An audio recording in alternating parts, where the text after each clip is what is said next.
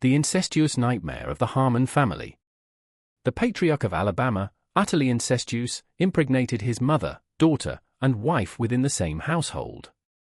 When the Harmon family case was exposed in 1968, revealing one of modern American history's most unsettling consanguinity stories, these words echoed through the corridors of the Shelby County Courthouse. Isolation and discovery. An almost inaccessible property existed in the dense hills of Alabama, south of Birmingham, far removed from the urban bustle of the 1960s. For a minimum of 4 generations, a faded wooden house, built at the century's start, had sheltered the Harmon family. The isolation they experienced wasn't just geographic, it was also both cultural and genetic. On November 23, 1968, a cold morning, Deputy Sheriff Robert Collins and social worker Thomas Wheeler responded to an anonymous report regarding children living in dangerous conditions. After almost an hour of navigating narrow trails, they reached the clearing where the main dwelling stood.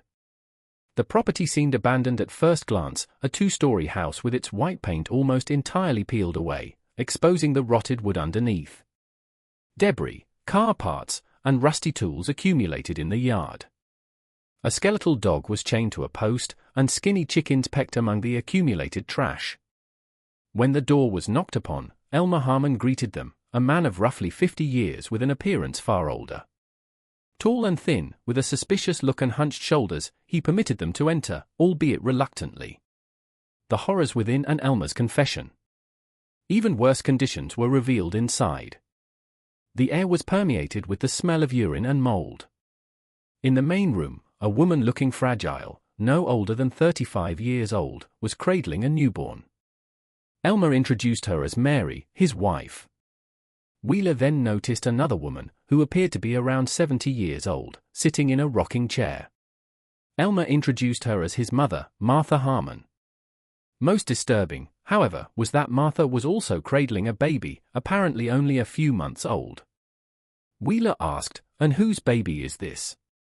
"He's my son," Martha replied, without the slightest hint of shame.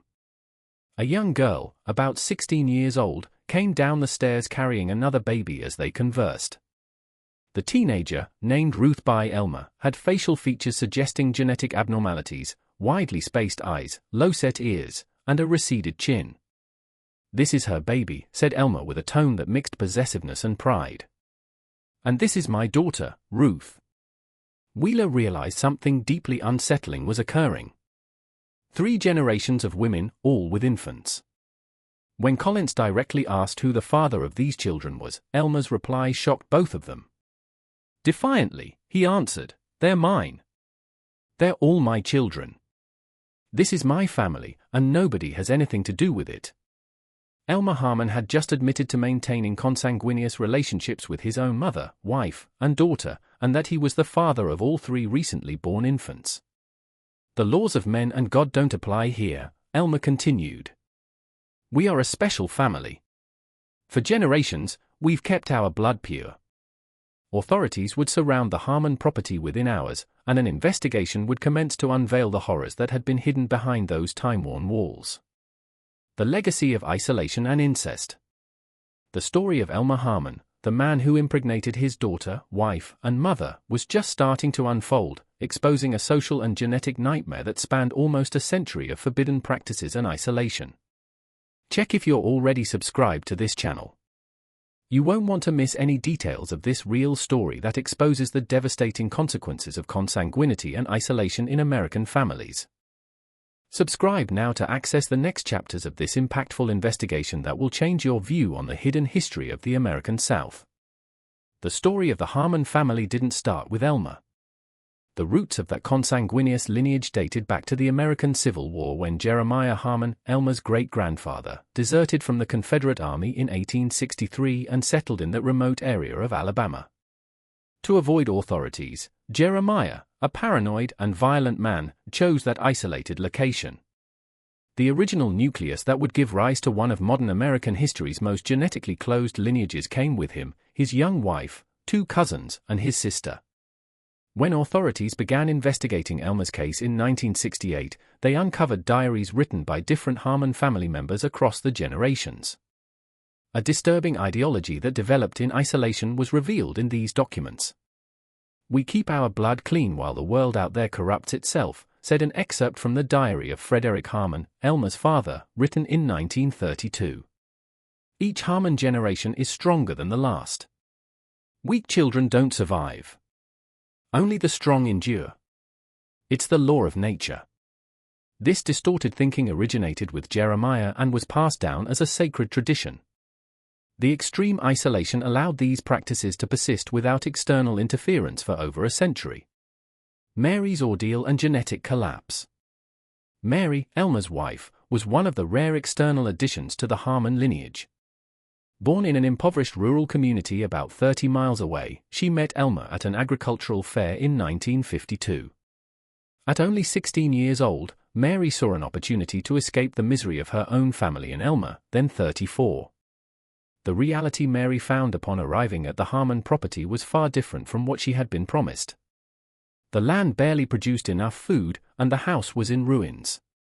She quickly realized there was something profoundly disturbing in the relationships among Elmer and the other family members, particularly his mother. Mary tried to escape when Martha first became pregnant by Elmer. She was kept chained in the barn for weeks after being captured before reaching the main road. This escape attempt marked the beginning of over 15 years of physical and psychological captivity. The Harmon case represents an extreme example of how geographic isolation can lead to genetic isolation, explained Dr. Richard Thompson, a geneticist who studied the family. When a population practices consanguinity consistently and remains isolated for generations, we observe a gradual collapse of genetic diversity, resulting in a concentration of harmful recessive mutations.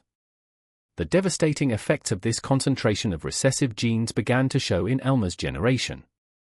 Of the 8 children his mother, Martha, had, only 3 survived to adulthood. Various congenital complications caused the others to die. Ruth, the teenage daughter of Mary and Elmer, showed clear signs of genetic collapse. In addition to distinctive facial features, she had severe scoliosis, fused fingers on both hands, and significant cognitive delays. During the investigation, authorities located an improvised cemetery at the property's back. The graves of dozens of Harmon children who didn't survive were marked by small wooden crosses, many already rotted by time. Some graves had only numbers etched into the wood, lacking dates or names. A twisted belief system and further discoveries. The family maintained an elaborate belief system to justify their actions. They saw consanguinity not as harmful or wrong but as a way to preserve what they called the Harmon essence, an almost mystical concept of family purity that transcended ordinary laws. The investigation further revealed that Elmer was not the first in his lineage to have relations with multiple generations of the family simultaneously. His own grandfather, Isaiah Harmon, had followed a similar pattern, having children with his mother, sister, and 2 daughters. On December 12, 1968, 3 weeks following the initial discovery, a coordinated operation took place involving medical teams, law enforcement, and social services. The goal was to remove all vulnerable family members and transport them to facilities where they could receive appropriate care. Contrary to the authorities' fears, there was no armed opposition. Elmer was found sitting on the porch, seemingly resigned. "You've come to destroy something you can't understand," were his first words to Sheriff Tanner. 100 years of Harmon history ends today. Inside the house, medical teams found a situation even more disturbing than first reported. Besides Mary, Martha, and Ruth with their respective infants, 2 more teenage sons of Mary and Elmer were discovered hidden in the attic. 14-year-old twins who displayed evident signs of serious developmental problems and malnutrition. "It was like entering a museum of human genetics horrors," reported Dr. Elizabeth Carter, a pediatrician on the medical team. Every person in that house carried visible marks of generations of consanguinity. The rescue and medical findings. The removal of family members was a slow and delicate process. "You think you're saving us," said Martha, who proved surprisingly lucid despite her age, "but you're just separating what God has joined together. The Harmons are special. We always have been." Mary showed clear relief when she understood she would be taken far from that property. Whispering to a social worker in a private moment, she said, "Please don't let him find us again." He'll kill us all if that happens. Clinging to her baby, Ruth, the teenage daughter, seemed unable to fully grasp what was happening. She rocked her body back and forth, repeating, "Daddy always comes back. Daddy comes back. We're special. We're Harmon." The magnitude of the Harmon case began to reveal itself through detailed medical examinations in the subsequent days. The twins, Joseph and Jacob, presented a clinical picture that shocked even the most experienced physicians. Both had phocomelia, a rare condition characterized by the abnormal development of the limbs, which were deformed and extremely short. They also shared congenital heart problems and severe intellectual disability. Ruth, at 16 years old, showed signs of premature aging with severe arthritis in her spine and hands. Her baby, born from the union with her own father, was diagnosed with multiple genetic conditions, including a Pert syndrome, characterized by severe facial anomalies and premature fusion of the skull bones. Martha's baby presented multiple cardiac malformations that doctors predicted would be fatal within a few months. The child would die in February 1969, confirming the somber medical forecast. The trial of Elmer Harmon. A disturbing pattern of mental conditioning emerged during psychological evaluations. The children and women had been indoctrinated with a worldview where consanguinity was not just desirable but acceptable, a sacred duty to preserve the Harmon essence. Mary represented the only voice of resistance within that closed system. She revealed during her sessions with psychologists how she had attempted to shield her children from Elmer. "I always knew. I knew it was wrong," Mary confessed. "I tried to escape with the children 3 times. They always found us. The last time, he broke my leg as punishment." Prosecutors faced a complex problem as the investigation proceeded. How to present a case that defied ordinary understanding?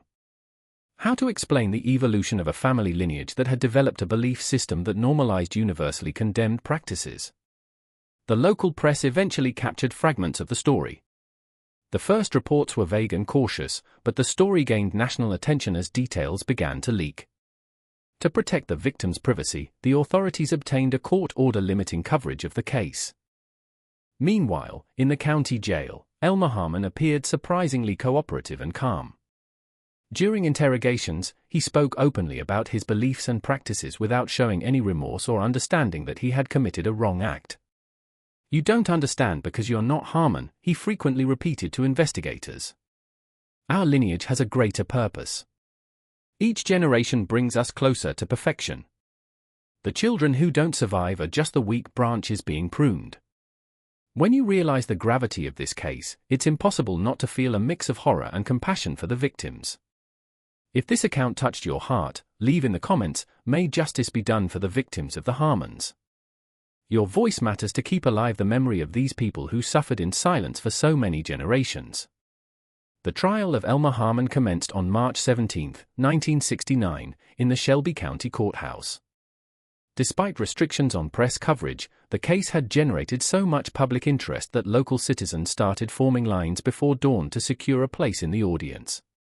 Judge Harold Montgomery warned the jury that they were about to hear testimonies that would challenge their understanding of the depths of human depravity, asking them to maintain objectivity despite the shock they would certainly experience. The prosecution, led by Jonathan Reynolds, opened the trial with a powerful statement. "This is not simply the trial of a man. It is the trial of an entire system. A system that turned a family into a perverse genetic experiment where children were born condemned to lives of suffering. Where women were reduced to mere vessels to perpetuate a sick lineage." Elmer's defense was in the hands of a court-appointed lawyer, Theodore Barnes. Barnes adopted the only strategy he considered feasible, arguing that Elmer, a product of generations of consanguinity and isolation, lacked the mental capacity to comprehend the criminal nature of his actions. Prosecutor Reynolds vigorously rebutted this line of defense. Elmer Harmon was not isolated from reality to the point of not understanding the nature of his acts. He interacted with the outside world when it suited him. He consciously chose to conceal certain practices because, deep down, he knew they were condemnable. The most impactful moment came on the 4th day with Mary Harmon's testimony, transmitted via closed-circuit television. "I was 16 when I met Elmer," she started. He promised me a better life, said he had a big house, land, that we would never want for anything. Mary described her arrival at the Harmon property and the gradual realization of the nightmare she had entered. She spoke about her first escape attempt when she found out Martha was pregnant by Elmer. He dragged me back by my hair. I spent 3 weeks chained in the barn in the cold. The most devastating moment came when Mary described how Elmer justified his actions. He said it was our purpose, that the Harmons had special blood that needed to be kept pure. When children were born with problems and died, he said it was because they weren't true Harmons, that it was nature eliminating the weak. During cross-examination, the defense attorney attempted to suggest that Mary had also been conditioned over time to accept these practices. Her response would become one of the most remembered quotes from the case. Every day of those 16 years, I thought about running away. Every day, I thought about killing Elmer while he slept. Every day I dreamed of someone coming to rescue us. I survived because I had children to protect. If that makes me an accomplice in your eyes, may God have mercy on your soul because you don't understand what it's like to live in hell. Experts in anthropology, psychology, and genetics offered context about how isolated communities can develop radically divergent belief systems and the biological consequences of prolonged consanguinity. On the 10th day of the trial, Elmer Harmon took the witness stand, going against his lawyer's advice. "I am the guardian of the Harmon lineage," were his first words to the jury. "What you call crime, we call sacred duty." My great-grandfather Jeremiah saw the future. He saw that the world would become impure, that lineages would mix until nothing of value remained. The Harmons are the last bearers of true blood. During cross-examination, Reynolds led Elmer to admit that he maintained regular contact with the outside world when necessary and that he deliberately concealed certain practices because he knew they would be condemned. Reynolds concluded, "So, you knew that society considered your actions wrong, but you decided you were above these laws. This isn't delusion, Mr. Harmon. This is criminal arrogance." After 6 hours of deliberation, the jury returned with the verdict, guilty on all charges. 2 weeks later, Judge Montgomery pronounced the sentence. Multiple consecutive penalties totaling 197 years in prison. Upon hearing the sentence, Elmer remained impassive. His final words recorded in court were directed at Prosecutor Reynolds. "You think you ended the Harmon lineage today, but we are like seeds in the wind. Some always find fertile soil. One day you will understand." The legacy of the Harmon Project. The conviction and trial of Elmer Harmon in 1969 did not end the family's story. It merely opened a new chapter, marked by consequences that would extend for generations and scientific discoveries. After the trial, Elmer's direct victims were sent to different institutions. Martha died in 1972 in a long-term care facility. Mary, after extensive counseling, managed to partially rebuild her life under a new identity. The twins, Jacob and Joseph, were placed in a specialized institution. Ruth was sent to a rehabilitation program aimed at young people with special needs. The surviving babies were adopted by carefully selected families. In 1975, Dr. Richard Thompson received approval for a longitudinal study of the surviving members of the Harmon family. The Harmon Project began to systematically document the genetic consequences of 4 generations of consanguineous marriages. Thompson explained years later, "What we learned transformed our understanding of how extreme inbreeding affects the human genome." The preliminary findings identified multiple rare recessive genes appearing with alarming frequency in the Harmon lineage. The discovery of a rare metabolic condition, later termed Thompson-Harmon syndrome, characterized by an enzymatic deficiency that affects the metabolism of certain amino acids, was particularly significant. This condition was present in almost 40% of the studied Harmon descendants. The studies also revealed that the Harmon lineage had branched out more than initially believed. During the period between 1880 and 1920, several young men from the family had left the main property to establish their own branches in other isolated areas. Anthropologist Dr. James Peterson revealed, "We identified at least 3 small isolated communities in rural areas of Alabama, Mississippi, and Tennessee where direct descendants of Jeremiah Harmon established themselves. These communities did not practice consanguinity as extreme as Elmer's branch but still maintained significant genetic isolation. Nature, nurture, and resilience. In 1988, researchers identified a woman of approximately 30 years with facial features typical of the Harmon lineage. Genetic tests confirmed she was Elmer's biological daughter, conceived prior to his arrest. Her biological mother was a temporary worker on the Harmon property who fled and later gave the child up for adoption. This woman, identified only as subject age 47, had grown up in a normal environment with access to medical care, education, and adequate nutrition. Surprisingly, she demonstrated fewer health problems than other direct descendants of Elmer, although she still exhibited certain distinctive genetic characteristics. Age 47's case shows us how environment can partially mitigate even severe genetic predispositions, Thompson concluded. It's a powerful reminder of the complex interaction between nature and nurture. With new genetic sequencing techniques in 1992, researchers identified a specific group of mutations they called the Harmon signature, a unique combination of genetic variants that produced a characteristic set of neurological and physical conditions. They identified a minimum of 14 specific mutations that, in combination, produced the phenotype repeatedly observed in Elmer's direct descendants. Elmer Harmon died in prison in 1994 at 76 years of age. Mary, living under a new identity, consented to give a single interview. She said, "People remember the horror, the shock, the disturbing details. What they don't see are the lives that continued afterward, the children who survived, the grandchildren who were born, how some of us managed to find some peace despite everything." Mary revealed that she considered the scientific work a way to give meaning to her family's suffering. If something good can come from this terrible story, it's the knowledge that will help other people. Each discovery they make using our DNA is a small victory against the evil that Elmer represented. Conclusion and enduring impact. The Harmon Project entered a new phase in the early 2000s with the advancement of the Human Genome Project. Researchers managed to map the multiple mutations present in the lineage with unprecedented precision, creating the most complete map of extreme human inbreeding ever documented. The identification of resilience genes, rare genetic variants that seem to confer certain protection against the most devastating effects of consanguinity, was one fascinating aspect.